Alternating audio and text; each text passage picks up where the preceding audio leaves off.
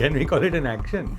Actually, it shows chief minister as a helpless. And when person like Devendra Fadnavis, who is known for his administrative acumen, financial knowledge, and hands-on administration, this doesn't say good about your own party. One alliance member is given a stick. He is made to act, while the other is ignored or pardoned. It doesn't say good about the BJP's handling of alliance. It's a government led by Devendra Fadnavis. Face of the government is Devendra Fadnavis. Whatever good, bad, ugly happens, it is going to stick to the chief minister. The biggest challenge in Maharashtra's education sector is facing is education ministers. And this is the state that has given nation the scheme called Manrega. This exactly is the what you call the gossip or the news among the ruling alliance member, that one particular alliance member is holier than the other one, so you can't be taking action on this particular faction.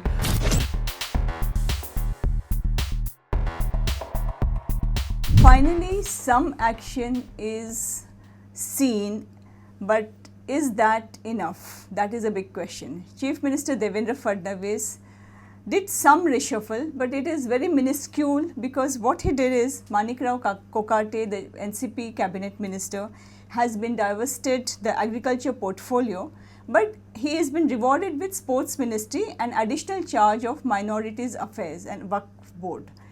Now, Girish, what kind of action is this? I mean, can we call it an action?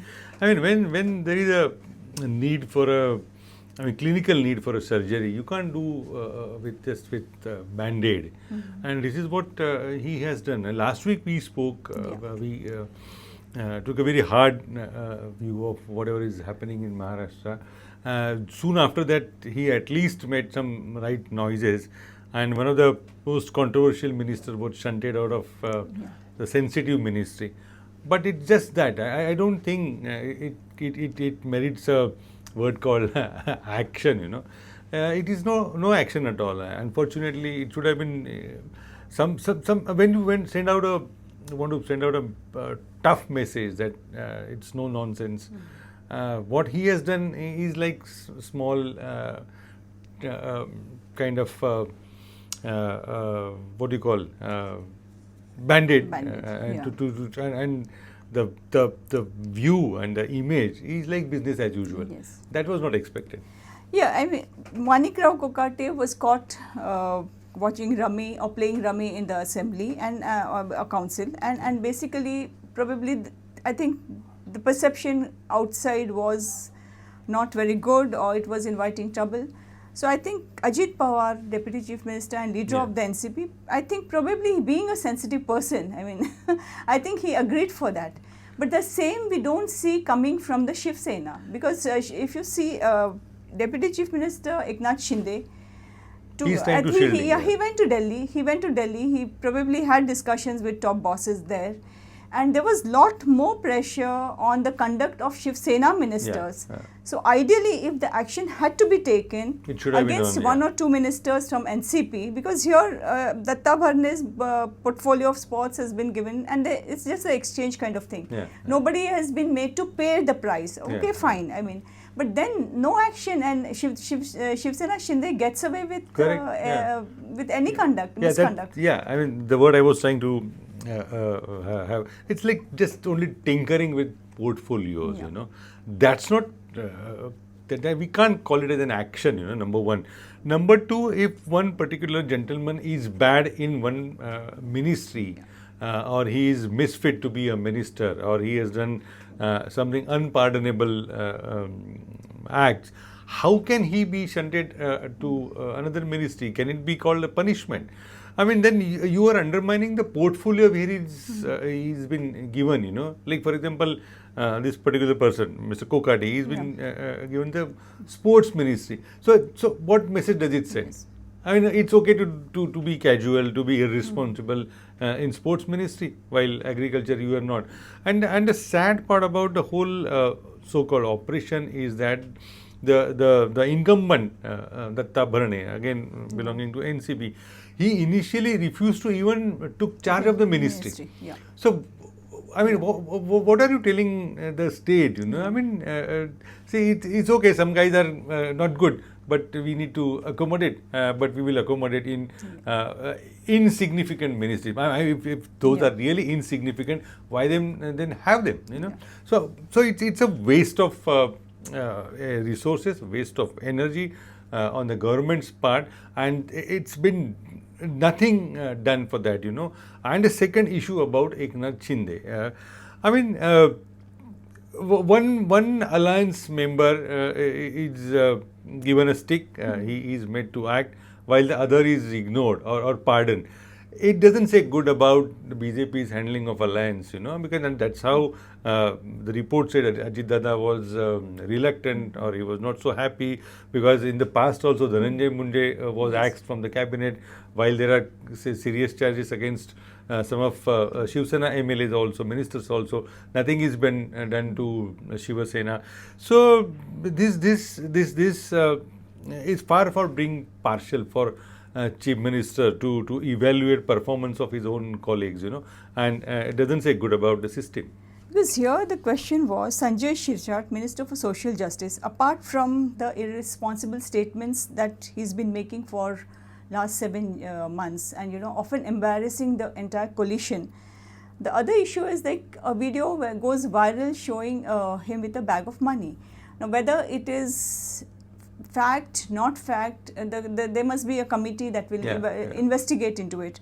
But on a moral responsibility, there has to be some action in that sense. And when you're taking action against NCP ministers for playing rummy or making a irresponsible statement, he also made a irresponsible statement. And he continued to make even after the so-called action he did that couple of days back.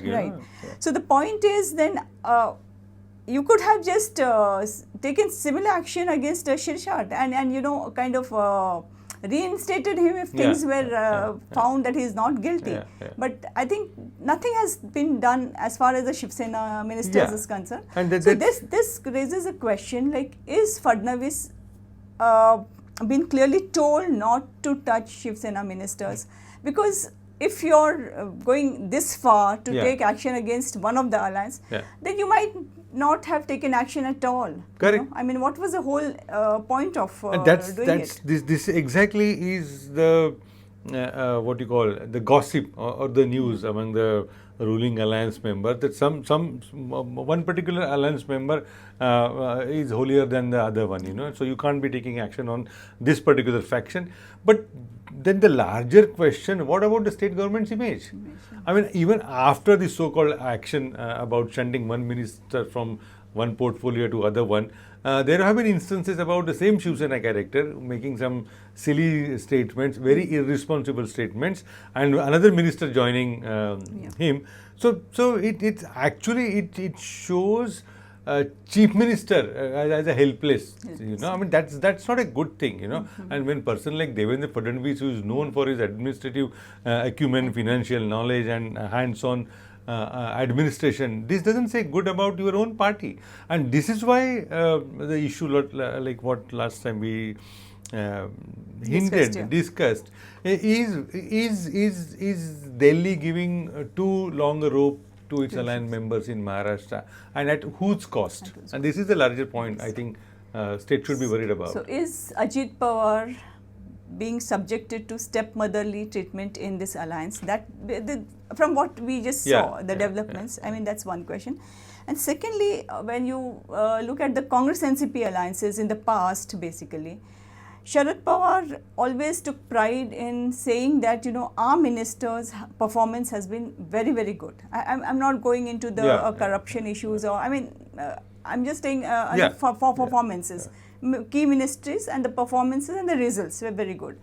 And to some extent it was true, because there the Chief Minister Vilasrao Deshmukh was overall, or even Ashok Chauhan when he was the Chief Minister, or Prithviraj Chauhan. Correct. So they dominated the whole governance. But apart from that, the minister's performance was far below the expectations.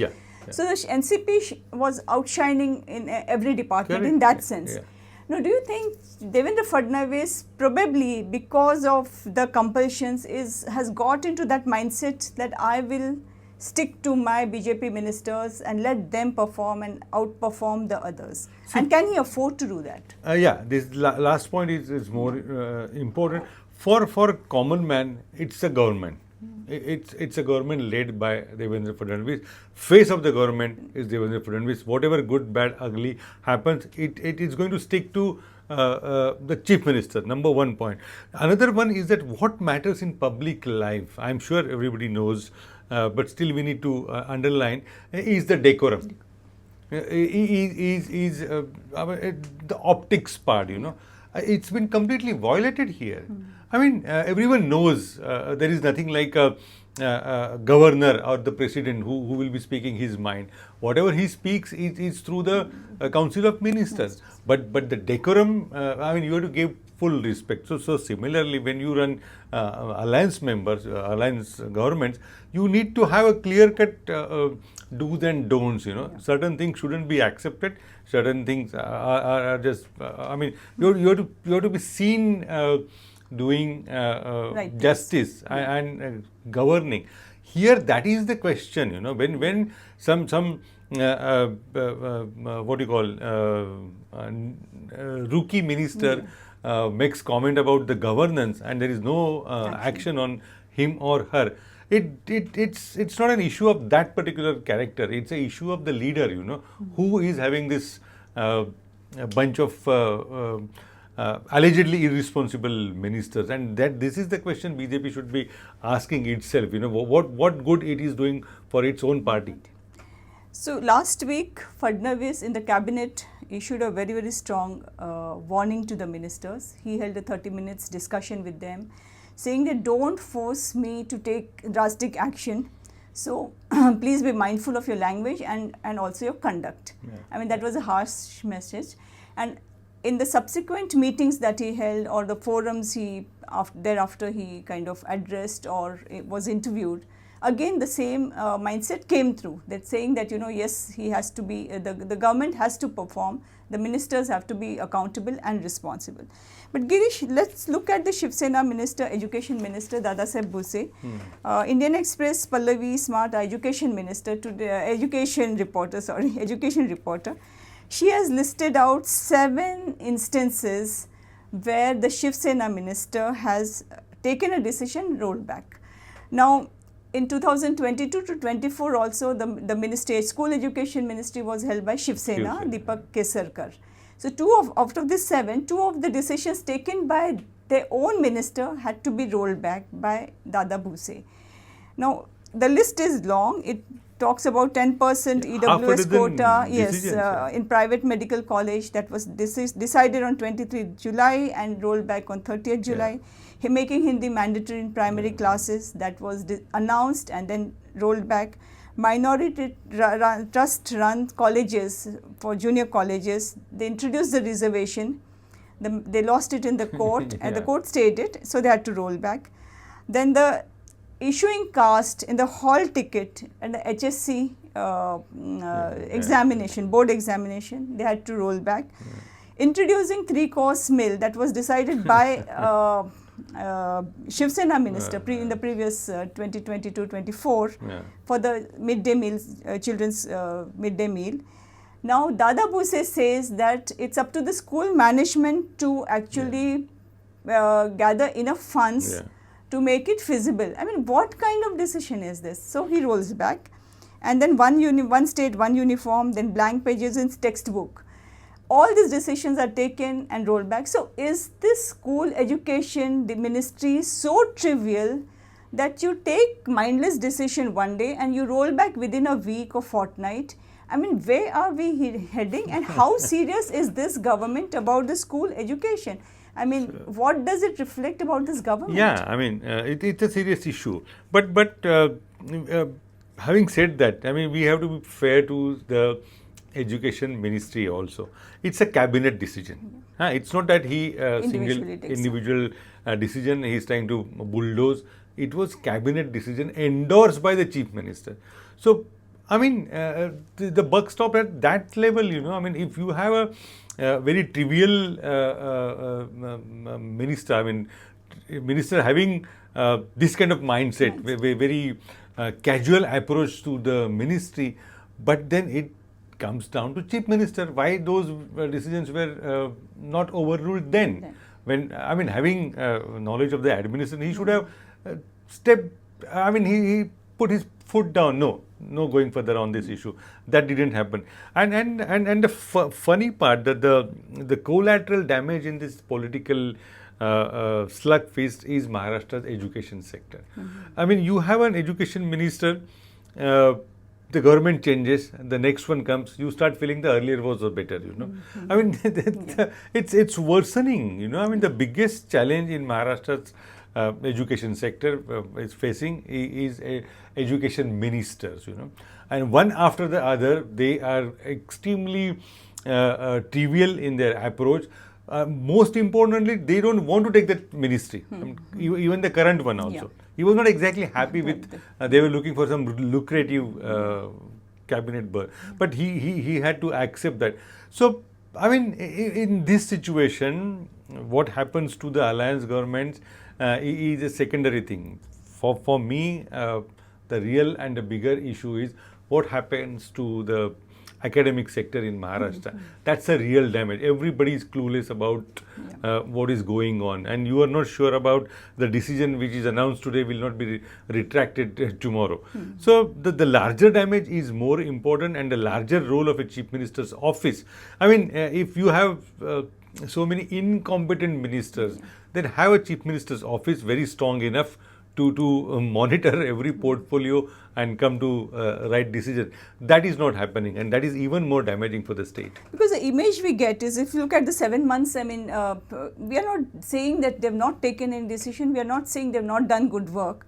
The point is, towards infra, they seem far more serious. They are very eager, they are very anxious, and they are probably getting it right in whatever way. So that kind of seriousness and that kind of effort is not being seen in social sector or even in the education. Correct. And that's education in any globally also, if you look at any states we look at, it is the very foothold of any government. Maharashtra was known for good and education. Maharashtra was known for it. I mean, it was always number one in the past, So somewhere the school education is a sector which they are completely kind of overlooking it, and that cannot be, No, and on this issue you mentioned about the infra, I am not willing to buy. Infra gives a lot of eyeballs, and this whole so-called infra talk is about getting big projects rolled out, big money, big contractors. So how far those are essential or people-centric, I have serious doubts. So my take on this infra talk is it's all about contractor-driven economy, and that's very much is evident. So the issues which are of larger importance, larger impact, and larger good are the ones which may not give you headlines. But those are really the process-driven decisions one has to have. That is completely missing in Maharashtra. Now, agriculture in the past, like 60s, entire state government, 60s, 70s, if you look at, our entire model was agriculture-driven. Also because most of the ministers or most of the elected members also represented that rural belt. And agriculture was 60-70% at that time. And of course, gradually it has now declined. So you have to look for alternative. And I think infra is an alternative. We can say that. I mean, how well they do it, they don't, that's can be debated.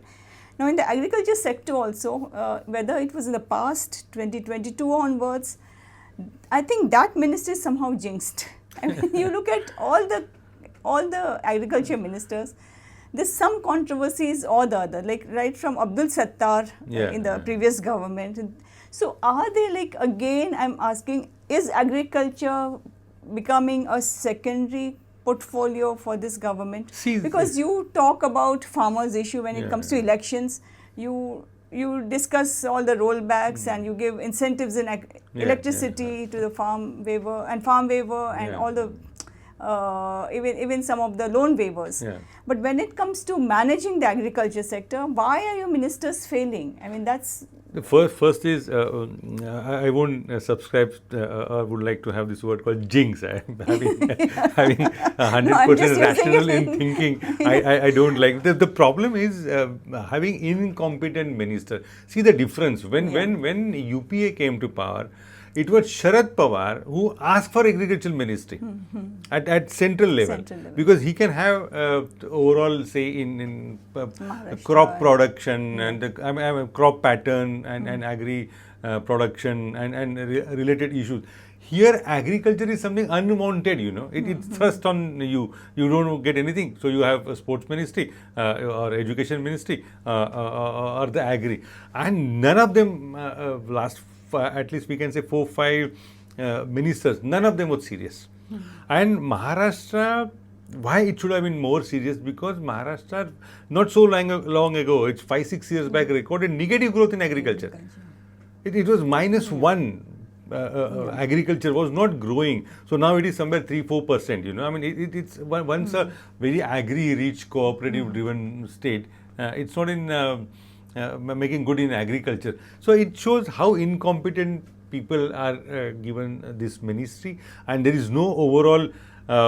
See, global warming is very much you and all me are facing. The 26th July deluge. We just celebrated the anniversary of it. There should have been someone serious in agriculture who understands, who gives importance. You need to look at crop pattern, you need to look at changing weather pattern, But what we are having in agriculture minister, it's something less said the better, Because I think this whole agriculture becomes a very important aspect when it comes to elections.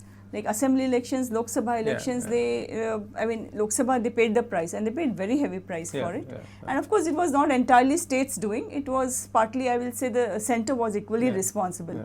Because the onion things, they messed up all the the tariffs and everything. But Devendra Fadnavis, I would say, understands the importance of agriculture, because Girish, even when he was a member, MLA, and as a leader of opposition also, he continuously, repeatedly highlighted this negative growth, and it was a cause of concern. Actually, and again, when Prithviraj Chauhan's regime, when they talked about white paper, and when they talked about just about 0.1% growth in irrigation after spending 70,000 crore or 45,000 crore, it's a disputed amount. So I think Fadnavis was at the forefront when he was not in power, not in government, and he took this irrigation and agriculture very seriously. Now, what has gone wrong? Why is he not taking this portfolio seriously, or why is he not been able to kind of have a greater say in this portfolio? Only one thing is that has gone wrong, nothing else. Is the so-called alliance government. I mean, Devendra Fadnavis's flagship scheme was this Jalayukta Shivar. In irrigation. And he built up his political career on demanding this Jalayukta Shivar, which eventually actually was Prithviraj Chauhan's idea initially, and so-called scam in irrigation sector. Since then, see the state of affairs. Since then, every budget, every economic survey, we haven't been given how much land exactly has been irrigated. The irrigation percentage, we are always deprived of that information. So there is something seriously wrong about handling of this alliance member. Ideally, I mean, he should have kept the agriculture ministry with himself, or someone from the party which he can trust, that person should have been given. But because of this alliance and this fragmentation of this politics and portfolio, these all things are happening, and unfortunately there doesn't seem to be any handle on controlling these ministers and the alliance politics, So that's why, I mean, when it comes to election, it matters, because then you offer largies and subsidies and freebies, That's how the only agriculture minister is looked at. But otherwise, in normal times, there are many things one has to do. Those are not happening. Because I think one consistent flaw which we saw is agriculture sector, because that the conduct of the minister, the individual, the statement they are making, the responsible statements they are making, to the, even in when it comes to day-to-day functioning of that department, I mean, unfortunately, what was the hallmark in 60s, 70s, 80s, despite some flaws, I mean, one would say that, they have not been able to set the department rightly. Correct. And the focus has been so much on infrastructure, project-wise kind of thing.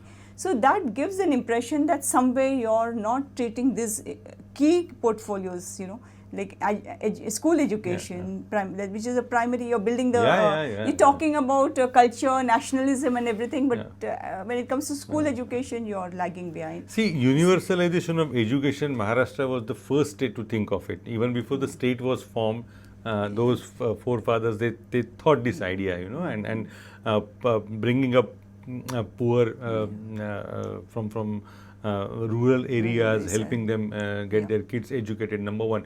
And this is the state that has given nation the scheme called Manrega. I mean, in 70s, when Maharashtra was witnessing one of its worst ever famine, this scheme was designed here for the welfare of agricultural community and the employment, and to keep the rural wages going. And this is the state now lagging in agriculture. You have Madhya Pradesh doing extremely good in agriculture. You have Gujarat, which is again doing good in agriculture, and Maharashtra is lagging. So seeds of those agricultural illness, we can say, lies in this political mismanagement and too much of politicking, rather, you know, and there's this alliance. Handling of alliance members, and this is the state. It was taking pride in having great numbers in agriculture. Now agriculture ministry and the education ministry, it's something no one wants, you know, and that's how we are paying the price for that, you know. It's not just bad functioning, it's also about the impression that because of the statement, the impression they are creating, you know, that it doesn't instill the confidence that, you know, you are serious about this department. That's the whole This should have come from the chief minister, you know. This is if it is juniors are not functioning, it should have been the chief minister who intervening into it, making them aware of the seriousness attached to that portfolio and importance of agriculture in Maharashtra's economic growth. That is not happening, and that's why we are discussing this issue again. Exactly. And even after the warning and tinkering with some portfolios, the message doesn't seem to have gone down to the alliance member. Needs further more action. Because when Eknath Shinde has this abhaydan from the center, I mean, I would say that, you know, fearlessness, that no, nothing will happen to you, then it becomes a problem for the BJP, that what can they do? I mean, I think that's where the problem is. But state shouldn't pay price for that. But why should the state pay the price? Correct. Why should the school children pay the price? Why should the farmers pay the price? And these are your important constituents. I mean, if you're talking about local bodies elections, even if for your own selfish purposes, I mean, I'm not saying school children will vote, but farmers are going to be a very important component for that.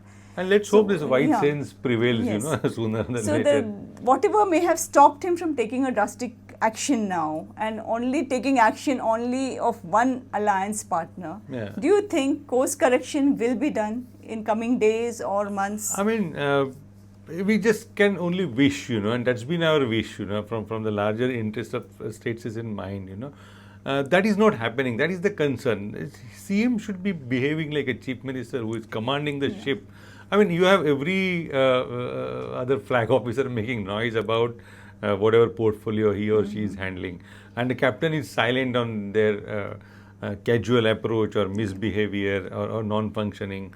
That is something the ship's, I mean, the health of the ship depends on that, and that's why we see Maharashtra facing these choppy waters when politically it's the most stable state now.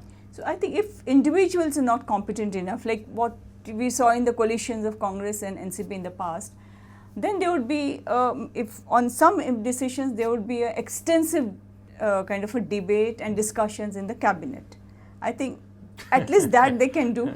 Yeah, I mean, who you expect to discuss? You know, it's quite an only Ajit Pawar and Devendra Fadnavis. This is the issue. I They mean, when should you sit have and discuss, when you have ministers who are completely non-serious about everything, whatever they handle. What Yeah. discussion and academic? So discussion will be all ignorance of ideas shared among each other.